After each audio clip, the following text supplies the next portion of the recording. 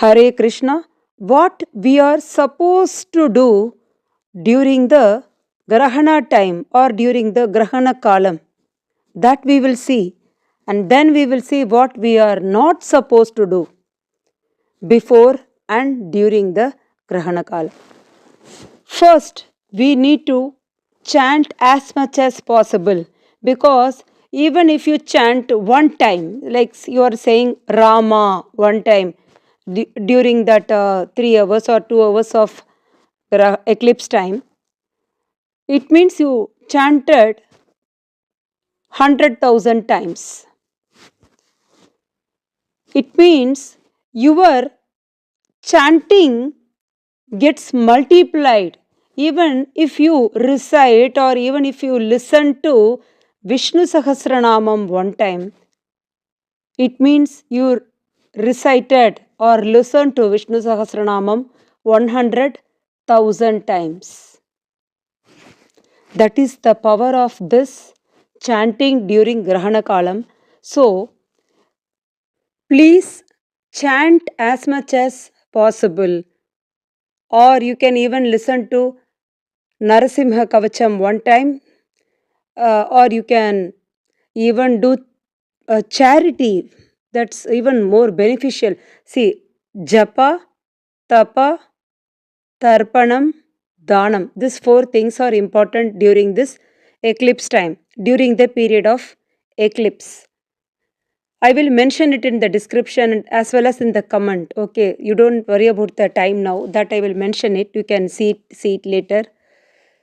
So, how do you do charity that time? Because this video is especially about Chandra Grahanam during lunar eclipse, which comes in the middle of the night. But still, whatever rules I am telling it is applicable even for solar eclipse, Surya Grahanam. Okay, so, and people who believe in the words of Bhagavan will not sleep during the period of eclipse. Why? Because it is considered a very, very sinful act. You are losing the opportunity. Bhagavan has given you the opportunity to clear the sins in a greater speed. So you must utilize this chance, because whatever you are doing, even when you do charity, its powers are getting multiplied. Even when you do chanting, it gets multiplied. Whatever good karma you do, its powers or its benefits are multiplied. So you can even do charity through net banking. When I was small, Brahmana used to come to our house, and we give dakshina to him during the eclipse time. When I was in village in my childhood, it's all very normal. But in city, many are not following this custom. They don't care for everything. They want scientific explanation, and they sleep. And what they gain at the end? Nothing. They are just adding, they are accumulating their sins and not utilizing the opportunity which will clear your sins in a greater speed. So, when you are a devotee, okay, when you are just doing puja, that alone is not enough. Following Bhagavan's words is also important. Then only you are a true devotee. Even Bhagavan himself followed this. Being Bhagavan, why he has to follow all this? Krishna followed, Rama followed. Okay, in history, in Puran, in our Puranam, there are references. Okay. So, my sincere request to you all is, do not sleep during eclipse time. It's a great sin. And you do chanting, do charity through net banking. And another important thing is, those who don't have parent or parents, you should do tarpanam that time. When you do tarpanam, your ancestors shower you with their blessings, because since you are doing it during the eclipse time, its benefits are 1,000 times more. Okay, so utilize this great opportunity, and you are supposed to take a head bath after the Grahanam is over. that is most important, that you are not, you are supposed to take a head bath with clothes on.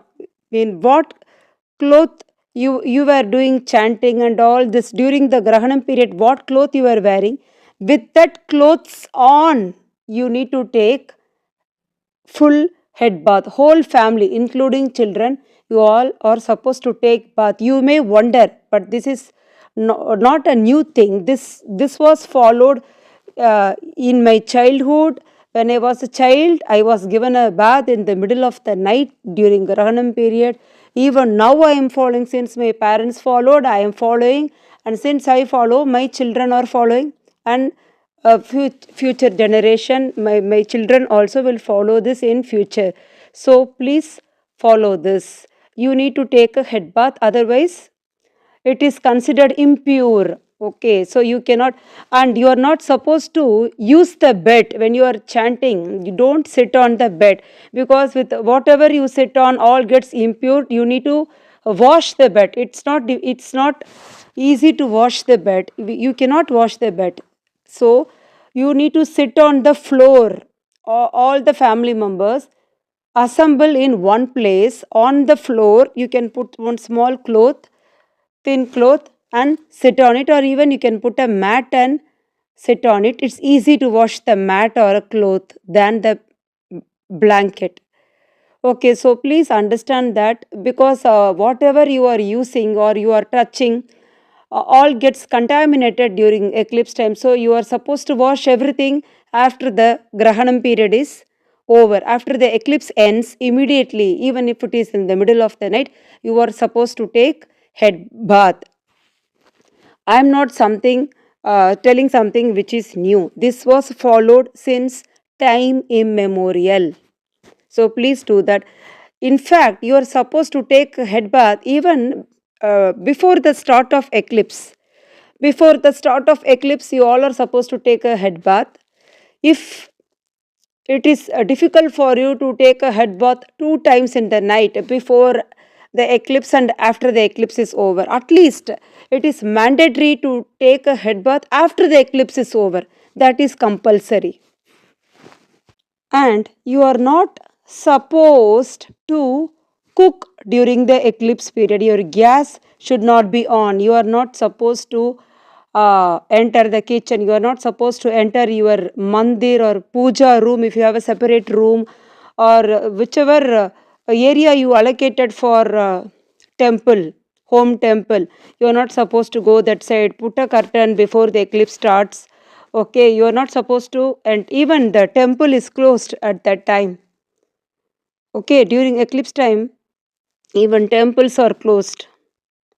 And again, whatever I am telling is common for both solar and lunar eclipse. And since this video is especially about Chandra Grahanam, lunar eclipse, Sutak, there is something called Sutak period. Okay, so you are not supposed to eat during the eclipse. Eat or drink during eclipse time, even water.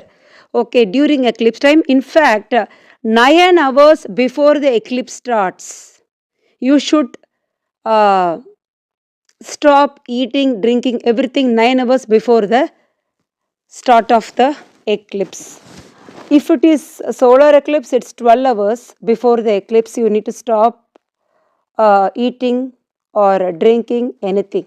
If you feel it's very difficult for you to stop eating or drinking 9 hours before the eclipse, then what you can do, at least 3 hours before or 4 hours before, you stop everything. If you are pregnant, try to do it for 3 hours before. For small children, I can understand it's difficult, because even I have small children. So 4 hours before you can try for small children, and elders, middle age group like us can uh, you can easily follow 9 hours before. You need to stop eating or drinking anything. Why it is said like that? Because you are not supposed to use your washroom for this purpose. uh, during the period of eclipse. So you are not supposed to urinate. I hope you understand what I am saying. You are not supposed to use your washroom during this eclipse time. That is why it is recommended that stop eating 9 hours before, so that you will not have the need to use washroom during eclipse time. Apart from this, so in short, how do you remember this? You need to remember it like eat only one time, full meals one time on this lunar eclipse day. Morning breakfast, eat healthy protein rich food, that's all. Whole day you will not feel hungry. So in short, you can easily understand it like eat one full meals, that is more than enough on eclipse day. Okay, second, what if you have food, leftover food? Okay, what to do with the leftover food? You need to put kusha grass or dharba grass. Okay, kusha grass or dharba grass on your leftover food. And even in fridge, if you have pickles, curd, milk, in everything, in all food, cooked food, okay, all cooked food, even on milk, even if it is a raw milk, okay, everything you need to put kusha grass, okay, which you can see it in the picture. And if you don't have access to kusha grass, then you can put tulsi patram, tulsi leaf, but you are not supposed to pluck tulsi on eclipse day. On any eclipse day you are not supposed to pluck tulsi. Then what you can do, if you have a dry tulsi stick or a dry tulsi leaf, or if there is any fallen tulsi leaf around the tulsi pot, that also you can collect it and put it on the leftover food. So better try to cook in correct quantity that day, so that there won't be any leftovers, because it gets impurified. If you don't put this, the food gets impurified. Okay, some people who are listening may be wondering who will follow all this. Why do you need to worry about who will follow all this? Because you are responsible for your own liberation. So you need to put efforts, you need to do homework for your own mukti. So you don't need to copy others who are sleeping happily that time. Okay, so there are people who are following this, including me. Okay, so you do homework, put an effort for your mukti, because if you sleep that time, it's very clearly written that you will get, you will, you are incurring a sin, you are accumulating more sins by not utilizing the opportunity, because this human body is given for you to clear the sins, and there are eclipse which is helping you, which is not even doubling, it is giving you 100,000 times more benefit. So why not use this wonderful chance? I hope you will follow. So after eclipse, definitely take a head bath with whatever clothes you are wearing, with all the family members, including small children, because they need to know even they have sins, even their sins should get cleared. As a parent, it's your responsibility. Only paying school fees for their education alone is not your responsibility. Okay, teaching our custom is also your responsibility. So do chanting, do charity during the period of eclipse. Do not sit on the bed, sit on the floor. And also you need to do mopping. The whole house should be mopped, or because you may be moving here and there. So you need to do mopping. As I told you, all gets impurified. So you need to mop the whole house. Even when you take a head bath, you do not need to use soap. Just you need to be completely drenched in water. Your whole body should be completely covered in water. Only that's it. That alone is enough. Okay, and next day what you can do, you can remove the kusha grass which you put on the food, and then you can eat that food, or you can throw that food. That's up to you. Okay, you can remove the kusha grass, and you can use that food, because that kusha grass and tulsi will keep the purity, will maintain the purity of the food. And hope you will chant and utilize the chants. Let me end the video here. Hare Krishna.